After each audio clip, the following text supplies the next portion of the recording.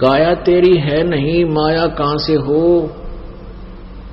और चरण कमल में ध्यान रखो, इन दोनों को खो। नंगा आया जगत में, नंगा ही तू जाए, और बीच में ख्वाबी ख्याल है ये मन माया भरमावे। अरबपति खरबपति सारा दिन बौड़े कुत्ते की तरह सर मारते अंडे दा, नून ले लूं, एक और बिजनेस शुरू कर दूं, फलाना कर दूं, और जो करना था वो करा को नहीं, बीच में मृत्यु होगी, गधा बना अंडे कुमार के वहां खड़ा, फिर गट्टे बंधवा के सिर पर लेवा, माया के काम आई।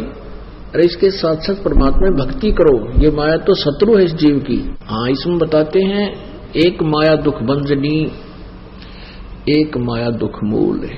मान लिए परमात्मा ने आपके प्रारब्ध में खूब संपत्ति दे रखी है, उसका सदुपयोग करो।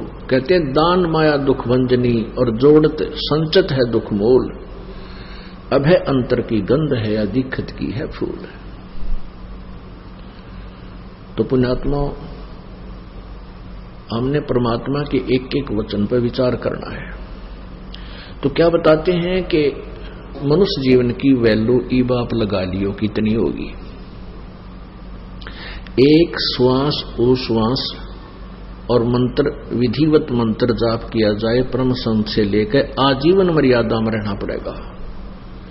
इसमें मर्यादा सबसे पहले है। जैसे बच्चा खेल खेलता है, खेल होता खिलाड़ी जो खेल खेलते हैं उसके कुछ नियम होते हैं, उनकी कुछ बाउंड्री होती है, सीमा होती है। उस सीमा के अंतर्गत ही जो बच्चा खेलता है और अच्छा खेलता है तो वो खेल में सफल हुआ करता है, और जो फाउल खेलता है तो उसको बाहर बैठा दिया जाता है, उस खेल में वो खेल नहीं सकता। तो पुण्यात्माओं, हम ये परमात्मा की भक्ति का जो खेल है, परमात्मा पाने वाला अखाड़ा है, इसमें आप जी सिलेक्टेड हैं जिनको उपदेश मिल गया, और इसमें जब मर्यादा में नहीं खेलोगे, मर्यादा में नहीं रहोगे तो आप फाउल हो जाओगे, आपका फिर काम बिगड़ जाएगा। परमात्मा कहते हैं 100 वर्ष तो सतगुरु पूजा, एक दिन आन उपासी, वो अपराधी आत्मा फिर पड़े काल की फांसी। चाहे फाइनल मैच में जाकर हार जाओ, वो कर दे गड़बड़, फाउल हो गया तो फिर सब बाहर हो जाएगा, वो बात तो बिगड़ेगी।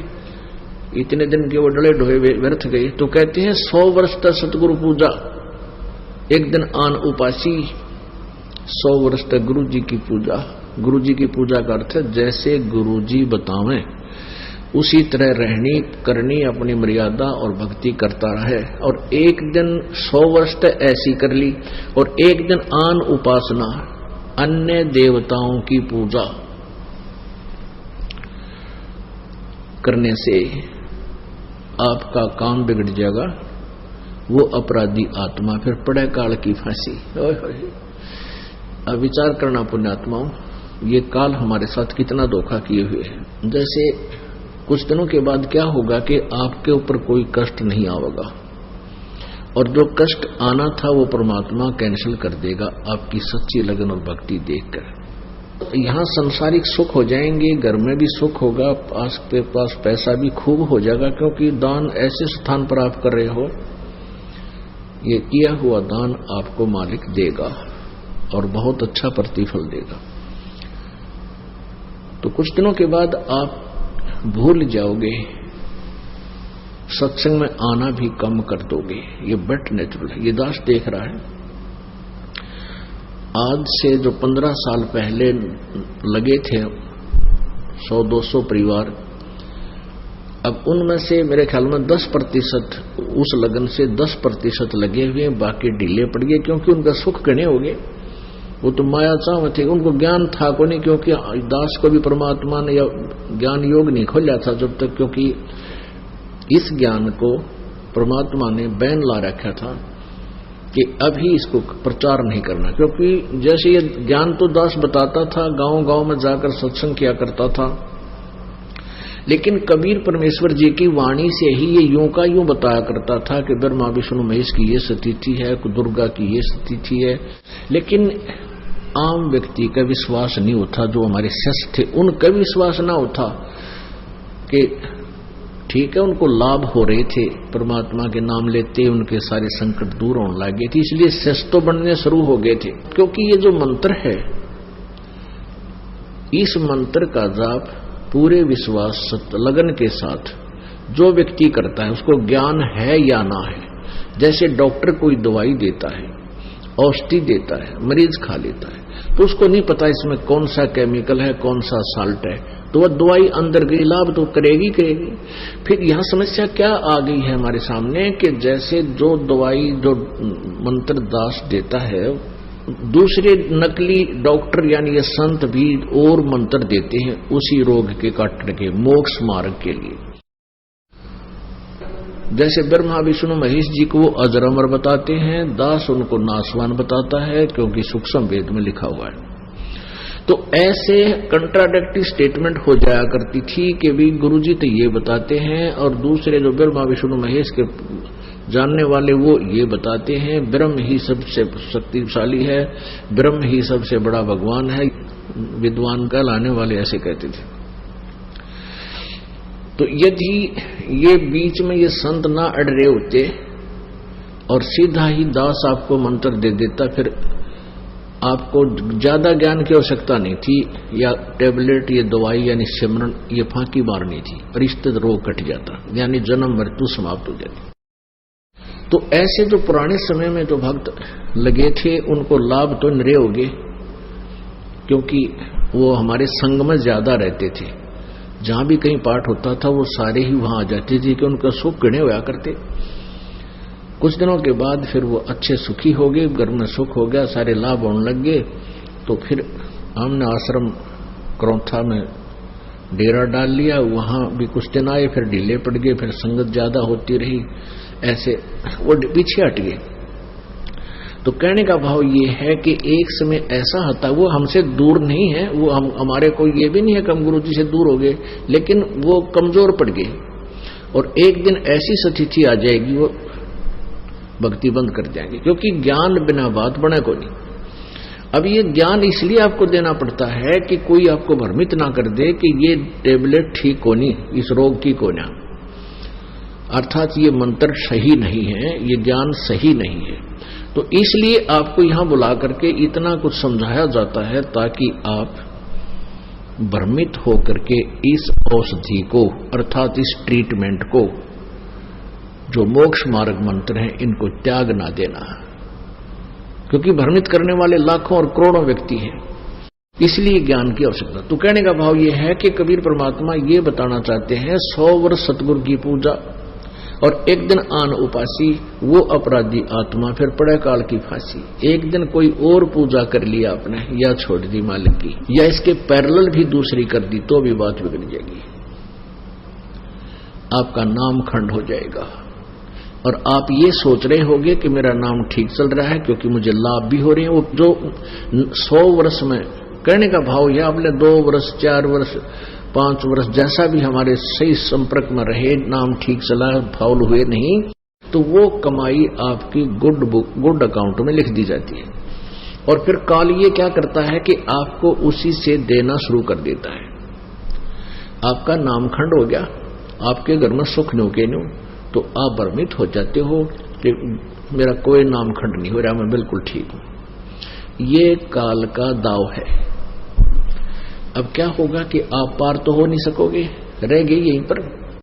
फिर इतनी कमाई आपने कर ली सिमरन की और दान की, इसके आधार से आप प्रथम मंत्र की, तो प्रथम मंत्र के आधार से आप गणेश जी के लोक में जाओगे, जो उसका नाम की जाप की कमाई आपने की हुई है। जो मजदूरी आपने गणेश जी के मंत्र की हुई है, जो दास आपको प्रथम मंत्र में देता है, और उसमें 5 मंत्र हैं, गणेश जी का, सावित्री ब्रह्मा जी का, विष्णु लक्ष्मी जी का, और शिव पार्वती जी का, और दुर्गा जी का। ये 5 मंत्र बीच के और प्रथम और लास्ट, ये आपकी सतलोक की कमाई है। तो इसलिए ये बीच में दिया जाता है कि मान ले किसी ने उपदेश ले लिया प्रथम मंत्र का भी और वृद्ध गणा हो रहा है, उसका शरीर छूट गया, तो उसको ये दोनों, क्योंकि ये 7 मंत्रों की जो जाप है, इसको पुनर्मनुष्य जन्म दिवाएगा तुरंत ही। और फिर इसलिए ये दो प्रथम और लास्ट मंत्र जो है परमात्मा की भक्ति के हैं, परमेश्वर की साधना के हैं।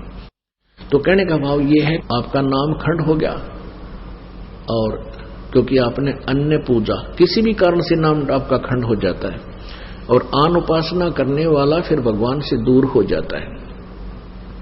तो आप जी के पिछले जो किए हुए पिछली कमाई भक्ति है, उसके आधार से पहले मान ले आप गणेश जी के लोक में जाओगे, उसके बाद ये वहां आपकी पुण्य कमाई को समाप्त करके वहां कोई गण बन जाओगे, कोई देवता बन जाओगे, वहां नाचा कुद्दी सारी सिद्धि पिद्धि निराडंगा बरा है, तो वहां आपकी खूब ठाठ रहेंगे आपके।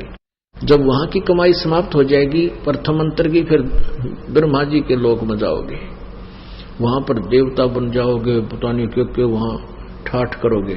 आपकी ही पूंजी, आप ही का खर्च उस होटल में बर्बाद करते रहोगे। उसके बाद फिर आप विष्णु जी के लोक में जाओगे, वहां पर बहुत अच्छा, सबसे अच्छा रेस्टोरेंट है इन तीनों लोकों में। ब्रह्मा विष्णु महेश के तीनों लोकों की तुलना में विष्णु जी वाला स्वर्ग सबसे ज्यादा अच्छा है, वहां ज्यादा सुविधाएं हैं होटल।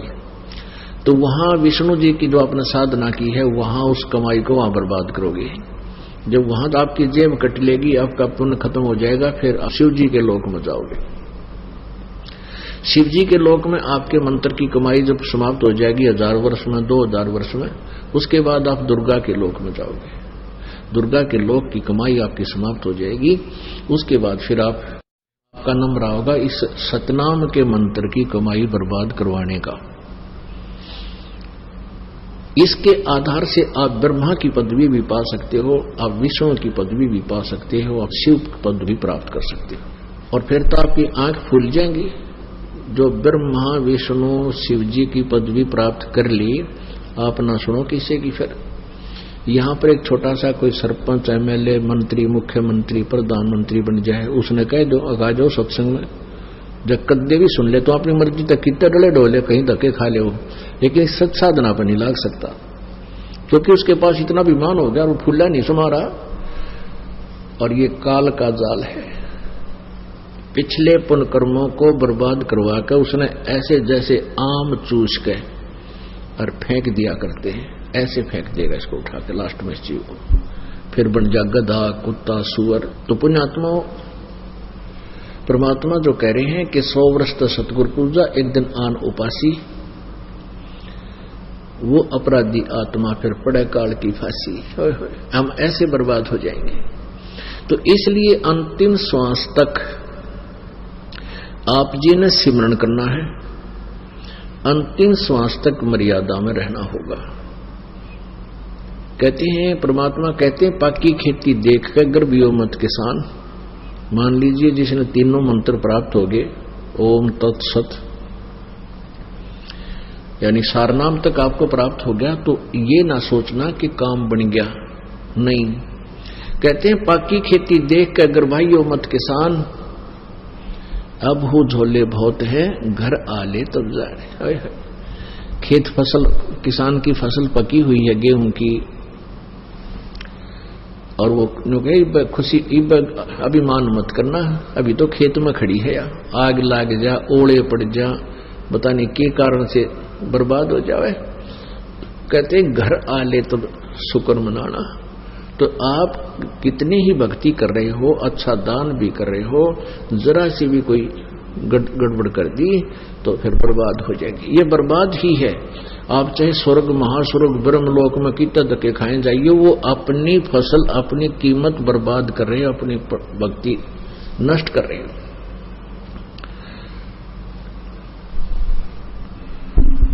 तो इस प्रकार हमने परमात्मा की वाणी को समझना है कि मानुष जन्म दुर्लभ है, ये मिला न बारंबार, और जैसे तरवर से पत्ता टूट जा वो फिर नहीं लगता डार।